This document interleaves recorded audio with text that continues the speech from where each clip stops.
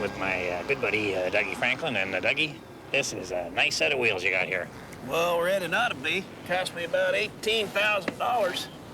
Well, still, that's really not that bad for a truck this big. You know? No, that was for the wheels, Red. The truck costs a lot more.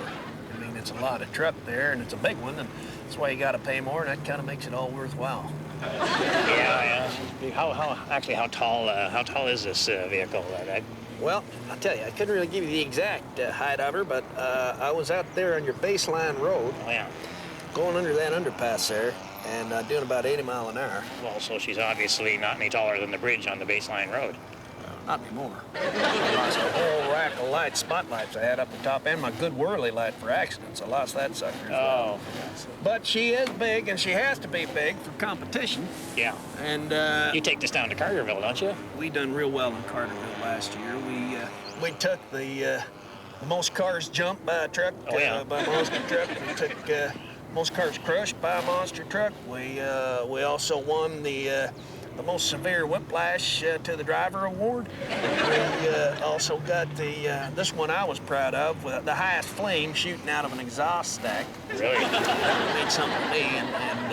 And the big trophy, we took the big trophy of the day, of course, which was the largest automotive fire at an indoor venue. And I'll tell you, to take that trophy and walk away from it, very few people do that. We're quite proud. Well, I think the important thing here is there's an awful lot more to this sport than people realize. Well, that's true, and Red, we're hoping to compete at the Commonwealth Monster Truck Games. You're going to the Commonwealth Games with us? Well, we're hoping to represent Canada there, and of course there'll be monster trucks from Australia, Nigeria. Yeah. They got the big monster trucks coming from the Bahamas, Pakistan. We're real pleased. I'm hoping we're going to do well. Yeah. They say that this year at the Commonwealth Truck Pull and Monster Truck Games, they're hoping to have Nelson Mandela there as kind of your grand marshal of the whole match. John, Dougie, yeah, it's a big business. Hey, well, good luck to you, I appreciate that. Thank you. I'll let you get back to, whatever the heck it is you do here. And listen, hey, maybe down the Commonwealth Games, we'll see you up on the podium singing the national anthem. Well, I'll tell you, I guess I better learn the words. If not, I'll maybe get my horn to play it. Okay, Red. Okay, Doug. All right, Harold, get us out of here. Yeah. Oh, it's our home and native land, Doug. Oh, sorry, I was just, I'll get that down. Don't you worry about it. All right. I will get it done. All right. Watch out for the wheel there. I just dusted her off. All right. Well, looks like we're going to go ahead with this hockey banquet because the team that we sponsored won the darn Pee Wee Regional Finals. Price of success, I guess. And now they got the parents coming in. They want us to clean up the lodge a little bit.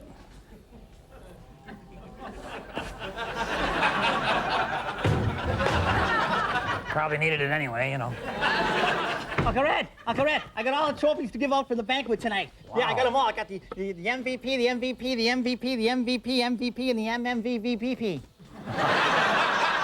You got 5 most valuable player trophies, Harold? Oh, no. Let's see, that's the most volatile player, most verbal profanity, most vulgar player, moving violation with a puck. And what about the MMVVPP? What's that about? Major maiming of a vulnerable victim's private parts.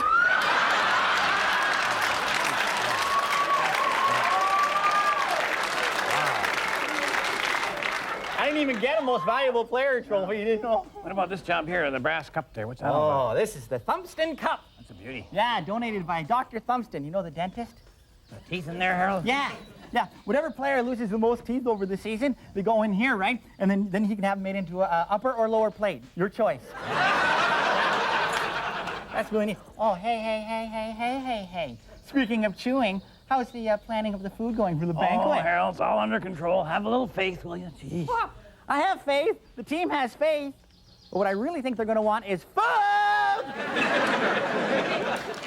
Hello, thank you, and welcome to the show, and a very special hello to all the security guards out there who've chosen to watch us rather than the lobby monitor. You should have been up the lodge here last night. We had a little talent show, just a bunch of us.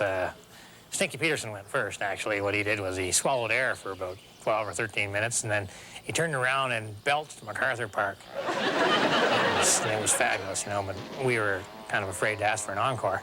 Actually, Harold and I here even did a little... Oh, I'm sorry, I haven't introduced Harold. Harold, come on in here a sec. Harold is a producer, director, and announcer of the show, plus we're helping him get through puberty in case he loses the map or anything, you know. And don't forget this. I do all the special effects. Yeah, Harold, I was just telling him about the talent show. Yes, I was just reliving those moments myself. You know, and it gave me the motivation and opportunity to cue up the next segment. So, Uncle Red, why don't we just, like, you know, skip right on over to that, and then we can come back to you dredging up the past later. You know, I mean, if there's time. You know, I've been working really hard on the show. You probably noticed that, you know, with the directing and the cutting aways and things like that. So I thought, Emmy, we're going to get one for sure. What, you mean an award? An award. We're most outstanding production in the woods. Is that a category? That's my problem. I don't know. I don't think there'd be too many in the category. What about best foreign feature film length 30-minute docu-quasi-comedy and sports show? Well, there's a lot in that category. I think the LA Law's in that category. Is it? Yeah, so that's tough competition. They got more people than us. We could be best musical comedy variety series in the wooded area. There's a ring to it. Yeah. There's not a lot in that. Now that Yogi Bear's been canceled, we're pretty much a shoe-in. Yogi Bear's been canceled? Heartbreaker, isn't it? Bit of a disappointment. The Lodge this week, we had our annual Man of the Year award, which I kind of had my eye on there, but Flinty McClintock won it, and I come in second. What was the award for? Most fermented beverages consumed at an indoor event? Oh, Harold, it's an award for spending a lot of time up here. Wow, I'm really surprised that Flinty beat you. Yeah. I mean, you spend a lot of time here at the Lodge, you know, being here. Yeah, well, Flinty was here 364 days last year. Wow, that's every day but Christmas, I guess? Well, no, he was here on Christmas, but his brandy stuffing exploded, and he spent 24 hours in the top of a tree. The judges wouldn't let him count it. Oh, no. You can't. No, yeah. You know, actually, I'm kind of glad that Flinty won, you know. Yeah. Maybe he'll make up for the fact that his wife left him today. What? Yes. He doesn't even know yet. I guess he doesn't spend much time at home.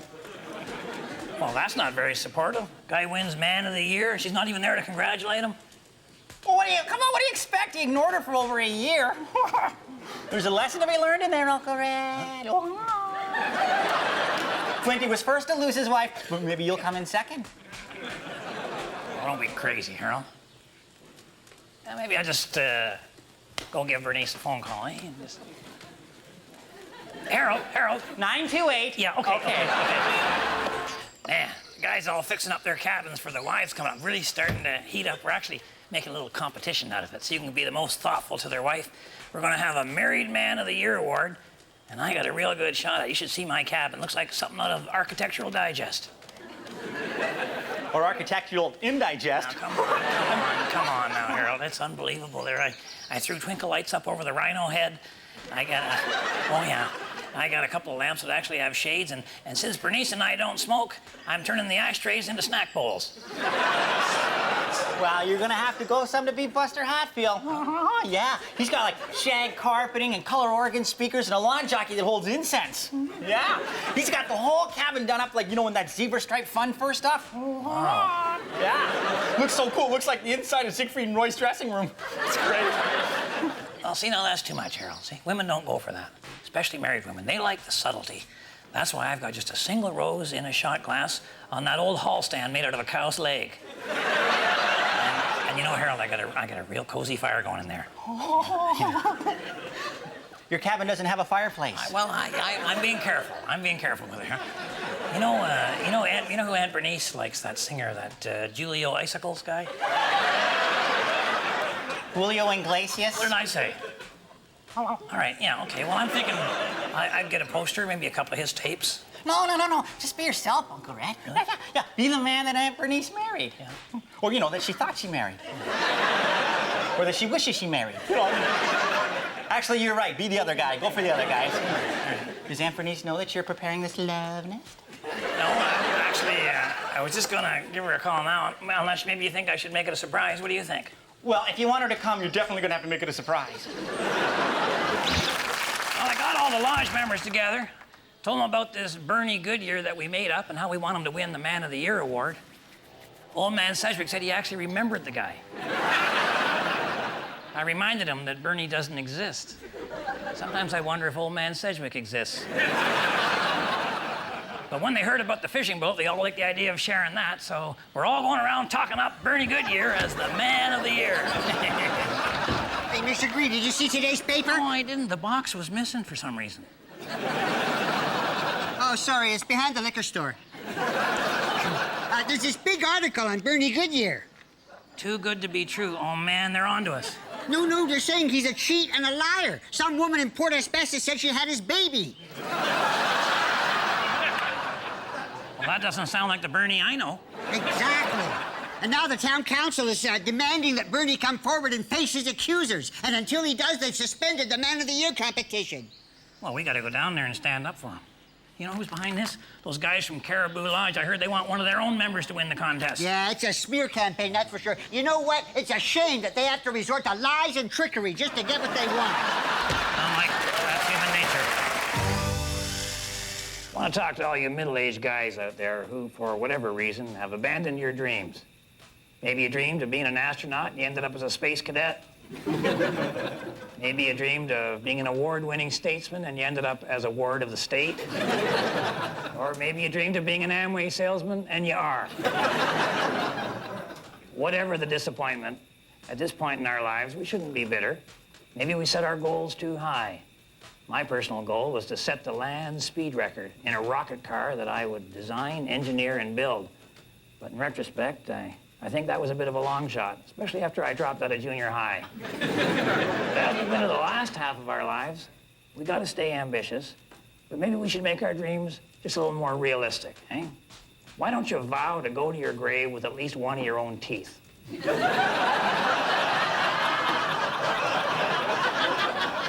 Or maybe you could try to do something nice for somebody every day, even if it's not telling them what you're really thinking. I'll tell you something, I'm gonna keep my dream no matter how old and run down I get.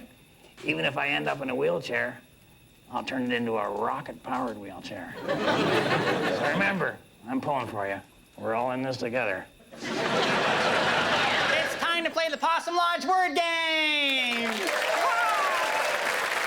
Okay, this week's grand prize is a real special one. Picture this, 2 weeks aboard a luxury cruise liner, stopping in various ports throughout the Western Caribbean. Sunshine captured forever. And where is all those wonderful memories gonna go? Inside today's grand prize, a photo album.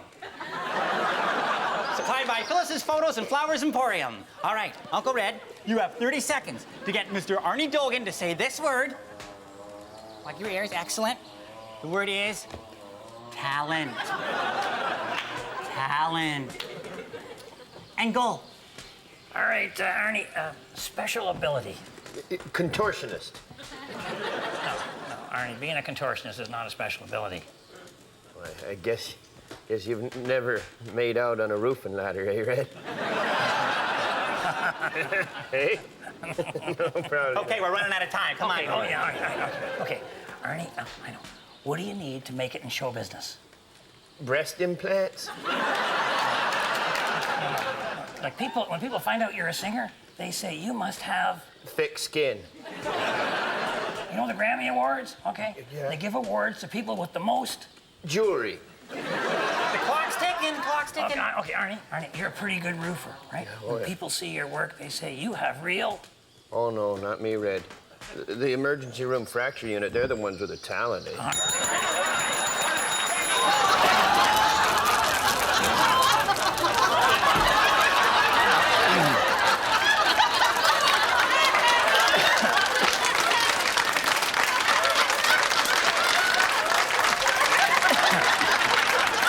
Science fair was fun, I'll tell you. Whose project exploded there, Harold? I can't hear you over the ringing. I'm saying whose project exploded? You mean the first time? Yeah. The one beside us. Yeah. This side. Yeah. My golly. Sorry you didn't win, Harold. Well, that's okay. I escaped with my life. That's the main thing. Who won the first prize, anyway? Well, Stinky Peterson has the trophy. Yeah. Well, doctors say they can get that removed. Oh, the actual winner was Andrea McClintock. The judges said her entry of fire extinguishers was rather timely.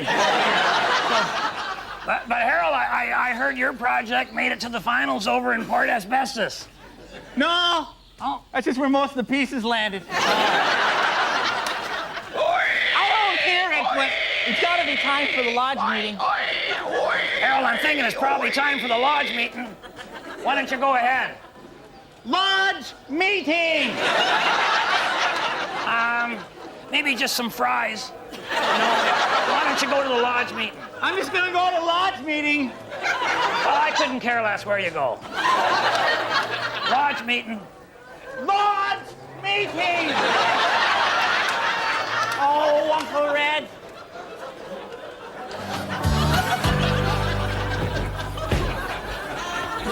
Well, we're about ready to tee off for the first annual Possum Lodge Maxi golf tournament. You want to be in my foursome, Harold?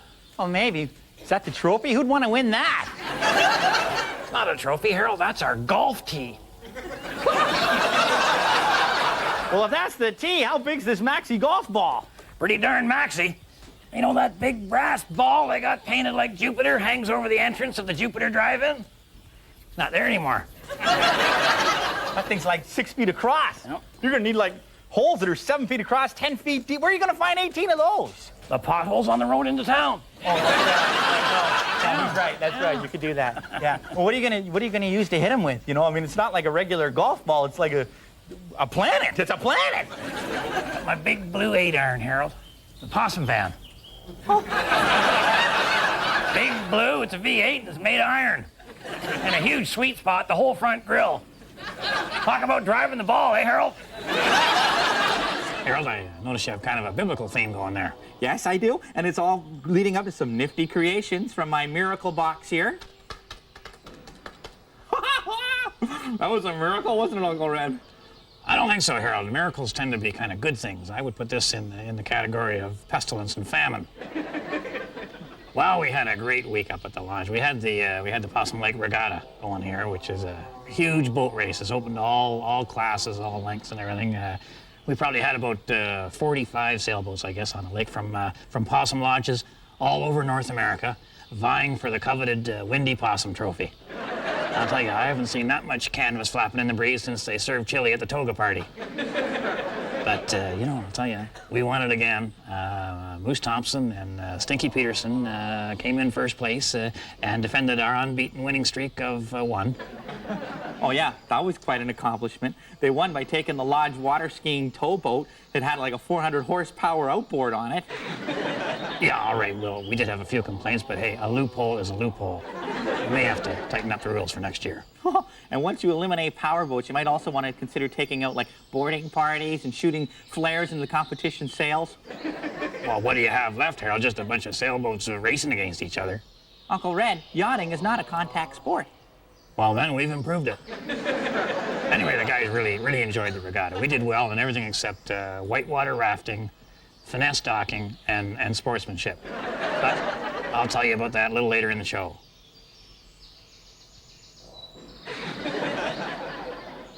That was a cue, Laserface. Oh, sorry, I was drifting off. I'm back. Well, this was Harold's big day, representing Possum Lodge in the Mr. Possum Lake competition against Caribou Lodge. I couldn't go. I just didn't want to put the pressure on him. Didn't want to watch him lose, and if he wins, that would probably even be uglier. Uncle Red! Oh, have I got news for you? What a surprise! Oh, what is it? As if I didn't know. I found the perfect pine cone. What? What are you talking about, Harold? Quit kidding around. I'm not. Look at it. The shape, the color. There's so many things you can do with a pine cone. I'm thinking of one right now, Harold. Did you win the Mr. Possum Lake competition? Oh, that. No. Well, Harold, I mean, there were only 2 of you. You must have won something. Oh, well, let me see. Okay, in strength, I came in second. And then, well, there was speed. I got the silver in that, you know. And then there's the intelligence competition. And the person from Caribou Lodge, they came in second last. So you lost in all 3 categories? Very much so, yes. But I'm okay with that. You know, you're just gonna have to present the Mr. Possum Lake trophy at the lodge meeting tonight. Oh, Harold, this is humiliating. You know that? We didn't pick you because we wanted to lose.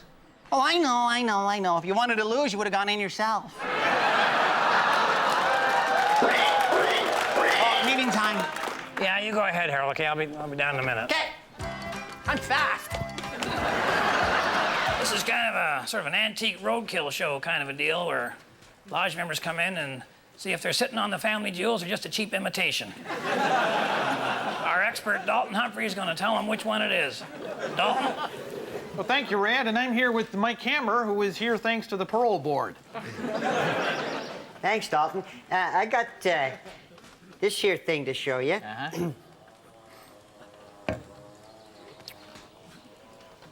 Yeah, my mom won this in 1966 when she was crowned Miss Nude America. And this was the first place trophy, was it, Mike? Yeah. This cup with the religious inscriptions all over it? A Latin engraving of the life of Saint Ignatius? Yeah, well, it was donated by the Pope. Oh, the Pope. Well, not the Pope, but like a Pope. Kind of like an assistant Pope. The Archbishop? Yeah. You see, he donated it to the contest because, you know, he thought the contest was sinful, and he hoped like a beautiful religious thing would make everyone reject sin and prostrate themselves before their Maker and, beg forgiveness, kind of like a heavenly parole hearing. And the Archbishop that donated this, did you remember his name? Dave. Dave. Well, now, Archbishop Dave had excellent taste because this is a lovely silver and gold piece.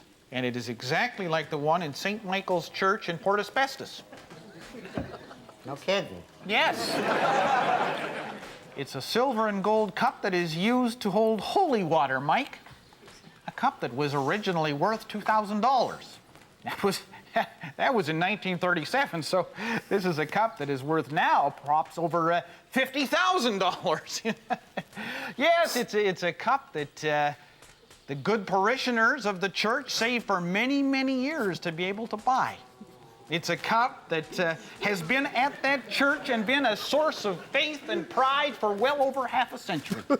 This is a cup that they would really like to get back. Mike? Mike, you're crying. Yeah. Mike? Why are you crying? Because I'm going to be rich.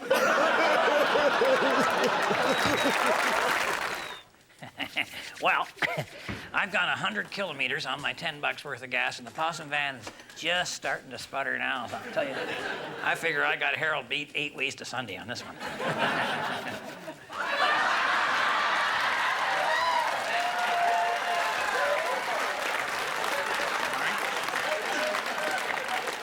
You know, I think you're supposed to leave the seat on the bicycle. How far have you gone, anyway? 117 kilometers. What? Yes, and I haven't even spent my $10 yet. You still got all the money? Oh, yeah, they ran out of liniment. How are you doing? Well, I'm getting there. I'm doing fine. I'm just warming up, actually, Harold. Don't forget, we still got 2 hours left, and I'm not out of gas.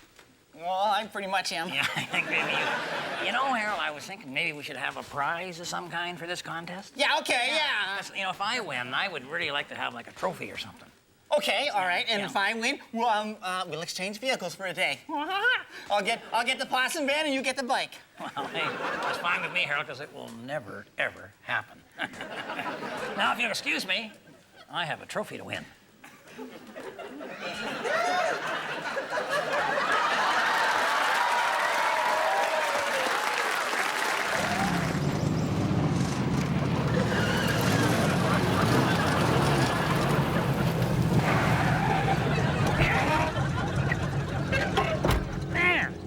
Coffee all over me. And you know why? Because of the coffee cup holder.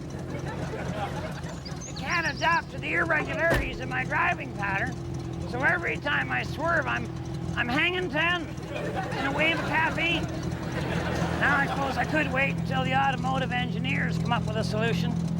But you can probably tell by looking at me that I don't have that kind of patience or time. So instead, allow me to present the red-green dynamic gimbal-mounted spill-proof coffee cup holder. It's a simple design, really.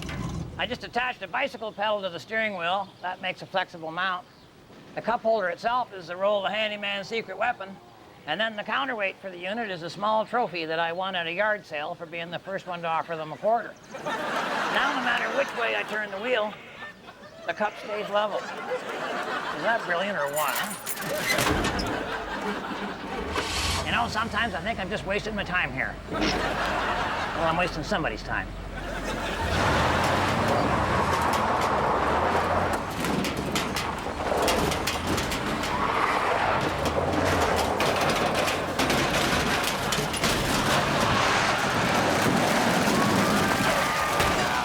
You know, I don't like to brag, no matter how many opportunities I get to do just that, but I do have to say that the highlight of the talent show had to be Harold and I doing our song, and I thought it would be an ideal way to finish off tonight's show to just do a kind of a repeat performance. Harold, come on over here. Do you have a pen? Yeah, get over here. So, thanks a lot for watching, and on behalf of Harold and myself and the whole gang up at the lodge, keep your stick on the ice. And if my wife is watching, you might want to fire the VCR on and catch this on it. Put it on that cassette that I'm building up for Dick Clark. Okay, now you got to picture this. We're about halfway through the talent show. Stinky Peterson had just finished juggling bowling balls, and he was on his way to the hospital. And everybody's fighting over potato chips. And suddenly the music begins. I'm coming home, I've done my time. And I got to know if my pet ape is fine. If you receive my letter, saying da ennui. Simple little words, all I need to set me free. I wrote and told her, please. Yeah. Listen to this part, listen to this part. Tie a yellow gibbon round the old tree. It's been 3 long years. How's my pet monkey? If I don't see that yellow gibbon round the old oak tree, I'll stay on the truck and say, careful here, Harold. The blame on me. No, him, do it. If I don't see a yellow gibbon round the old oak tree.